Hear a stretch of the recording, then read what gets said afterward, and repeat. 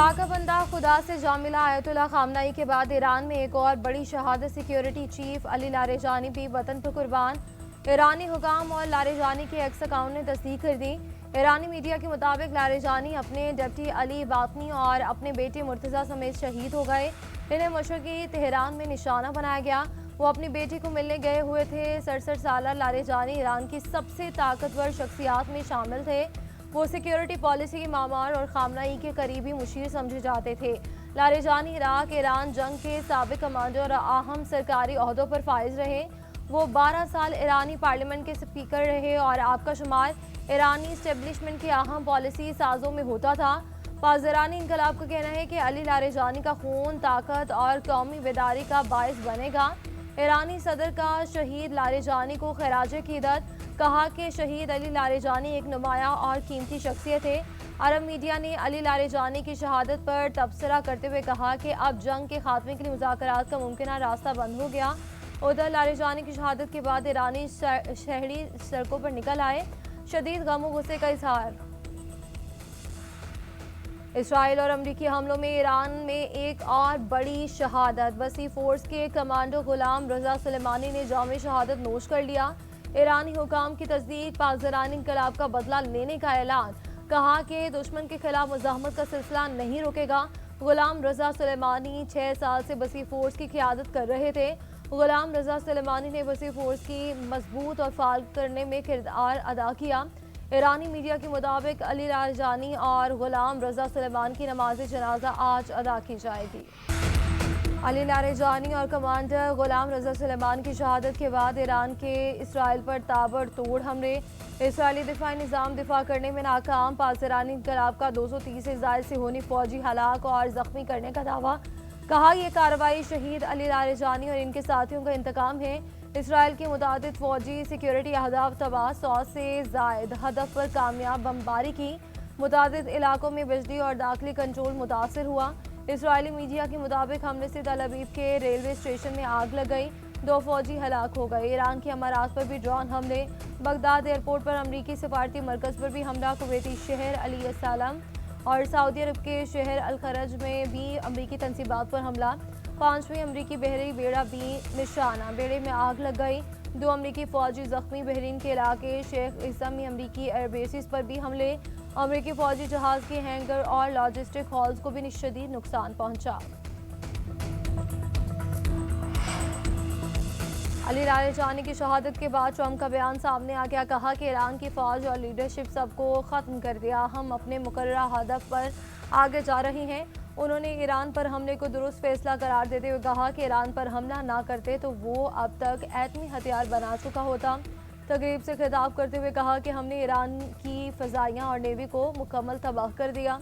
America के पास दुनिया की ताकतवर तरीन अफवाज है। गुज़श्ता दौरे सदारत में अमेरिकी फ़ौज को मजबूत बनाने पर काम किया था। वाइट हाउस में सहाफ़ियों से गुफ्तगू करते हुए कहा कि एक बार फिर नेटो इत्तेहाद पर कड़ी तनकीद, बोले कि अपनाए हुर्मस में फ़ौज भेजने के मुतालबे पर नेटो का रवैया मायूस कुन है। नेटो ईरान जंग में साथ ना देकर अहमकाना गलती कर रही हैं। हमने नेटो ममालिक पर अरबों डॉलर खर्च किए, मगर ज़रूरत के वक्त हमारे पास कुछ नहीं। अमेरिका का ईरान पर बड़ा हमला करने का दावा। अमेरिकी सेंट्रल कमांड के मुताबिक ईरान के साहिली इलाकों में मिसाइल साइट्स और अपनाए हुर्मस के करीब ईरानी तनसीबात को निशाना बनाया गया। इस हमले में 5000 पाउंड वज़नी डेपिटेशन बम इस्तेमाल किए गए। हमले में ज़ेर ज़मीन और मजबूत अहदाफ को तबाह करने वाले हथियार इस्तेमाल किए गए।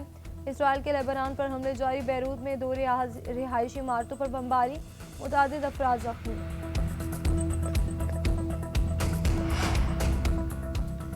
ट्रंप इंतजामिया को ईरान पर बड़ा झटका। अहम ओहदेदार मुस्ताफ़ी, अमेरिका के नेशनल काउंटर टेररिज्म सेंटर के सरबराह जो कैंसन ने ओहदे से इस्तीफ़ा दे दिया। सोशल मीडिया पर जारी बयान में कहा कि ईरान की जानिब से अमेरिका को फौरी तौर पर कोई खतरा नहीं था। ये जंग दरअसल इसराइली लॉबी के दबाव पर शुरू की गई। मेरा ज़मीर इजाज़त नहीं देता कि ईरान के खिलाफ जारी जंग की हिमायत करूँ। जो कि इनके इस्तीफ़े पर ट्रंप का रद्द-ए-अमल सामने आ गया, कहा कि अच्छा हुआ director national counter terrorism centre ने इस्तीफ़ा दे दिया।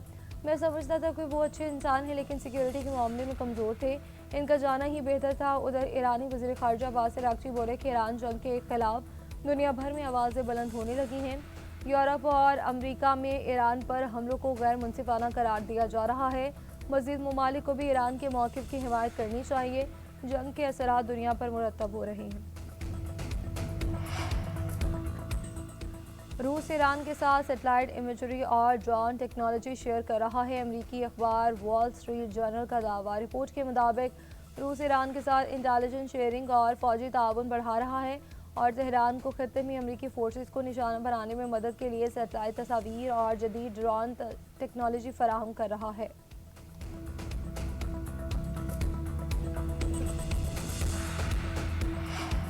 अमरीकी सदर की दरख्वास्त मुस्तरद। बरतानिया और दीगर मुल्कों के बाद यूरोपीय यूनियन का भी ईरान के खिलाफ जंग में शमूलियत से इनकार सिफारतकारी को बेहतरीन हल करार दे दिया। वज़ीर ख़ारजा इजलास के बाद कहा कि यूरोपीय यूनियन आबनाए हुर्मस में किसी भी ऑपरेशन में हिस्सा नहीं लेगी।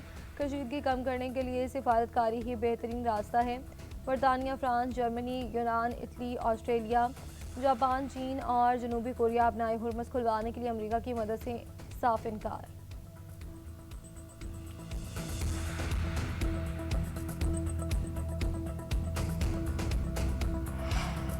ईरानी सुप्रीम लीडर मुश्तबा खामनई ने अमेरिका के साथ अमन की तजावीज़ मुस्तरद कर दी। सीनियर ईरानी अहदेदार के मुताबिक मुश्तबा खामनई ने कहा कि अब ये वक्त अमन का नहीं, अमेरिका और इसराइल को शिकस्त देना होगी। अमेरिका को ईरान के नुकसानात का हर्जाना अदा करना होगा।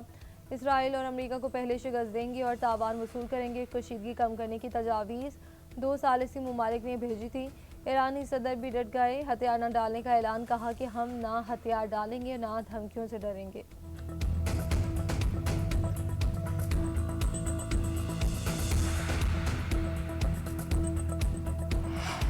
ईरानी सफीर के मुश्तबा खामनई की रूस में मौजूदगी की तरदीद, कहा कि ईरानी सुप्रीम लीडर मॉस्को में ज़ेर इलाज नहीं। बरतानवी मीडिया के मुताबिक मुश्तबा खामनई 28 फरवरी को हमले में बच गए थे और मुल्क से बाहर चले गए थे। टेलीग्राफ ने मुश्तबा खामनई के प्रोटोकॉल हेड की मुबैना ऑडियो भी जारी कर दी। ऑडियो में बताया जा रहा है कि मुश्तबा खामनई वालिद के साथ उसी इमारत में मौजूद थे जहाँ इसराइल ने हमला किया और वो हमले से चंद लम्हे कबल कमरे से उठकर बाहर चले गए थे, जिसकी वजह से वो हमले की शिद्दत से महफूज रहे। हमले में मुश्तबा खामनई की टांग पर जख्म आए।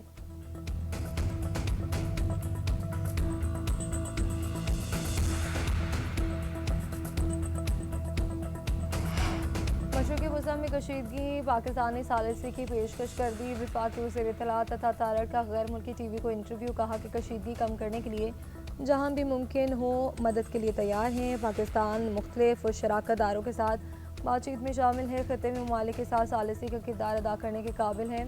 कशीदगी कम करने के लिए मुखलिसाना किरदार अदा कर सकते हैं। ख्वाहिश है कि खत्ते में कशीदगी कम करने में किरदार अदा करें।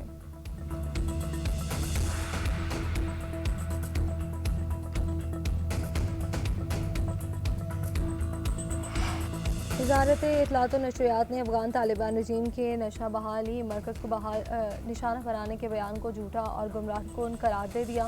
कहा कि जिस अस्पताल को निशाना बनाने का दावा किया जा रहा है वो दहशतगर्दी कैंप से कहीं किलोमीटर दूर और कसीरुल मंजिला इमारत है, जबकि पाकिस्तान ने दहशतगर्दी के जिस इंफ्रास्ट्रक्चर को निशाना बनाया है वो तस्वीर में वाज़ेह है, जिससे तालिबान रजीम का झूठ साफ ज़ाहिर होता है। तालिबान रजीम के दावे का मकसद अवामी राय को गुमराह करना है। वज़ारत इत्तलात ने यह सवाल भी किया कि मनशियात के नाम नहाद बहाली मरकज़ को फौजी कैंप में मुल्हक असलहा ज़ख़ीरा करने की जगह के साथ क्यों रखा गया। पाकिस्तान ने काबुल नंगरहार में दहशतगर्दी के मुआफ़िन ढांचे को निशाना बनाया, जिसमें असलहा गोला बारूद के ज़खायर शामिल थे। ये असलहा बेगुनाह पाकिस्तानी शहरियों के खिलाफ इस्तेमाल हो रहा था। अफ़गान तालिबान रजीम का पाकिस्तान के खिलाफ गुमराहकुन और मन घड़त प्रोपेगेंडा बेनकाब। दहशतगर्दों के ठिकानों की तबाही और इबरतनाक शिकस्त के बाद हज़ीमत छुपाने के लिए झूठ का सहारा लेने लगे। अफ़गान मीडिया ने अपनी ही हुकूमत का भांडा फोड़ दिया। रिपोर्ट्स के मुताबिक पाक फ़ौज के फ़ज़ाई हमले के दौरान हलाकतों, खून के आसार और बड़ी तबाही के निशानात मिले। किसी इदारे ने भी अब तक किसी बड़े जानी नुकसान की तस्दीक नहीं की। अफ़गान जरीदे की भी पाक फ़ौज की जानिब से अफ़गान तालिबान की सिर्फ फ़ौजी तनसीबात को निशाना बनाने की तस्दीक। इससे पहले तर्जुमान अफ़गान वज़ारत दाखिला ने दावा किया था कि नशा बहाली मरकज़ में 400 अफराद हलाक हुए थे। अफ़गान सरकारी हैंडल ने मनशियात बहाली सेंटर को नुकसान पहुँचने वाली पोस्ट डिलीट कर दी।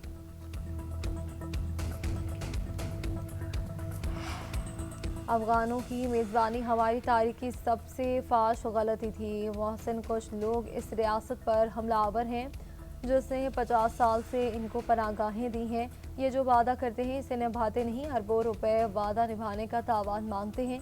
पाकिस्तान की मिट्टी ने ना सिर्फ पनाह दी बल्कि इनके लिए एक सुपर पावर से टकराए गए।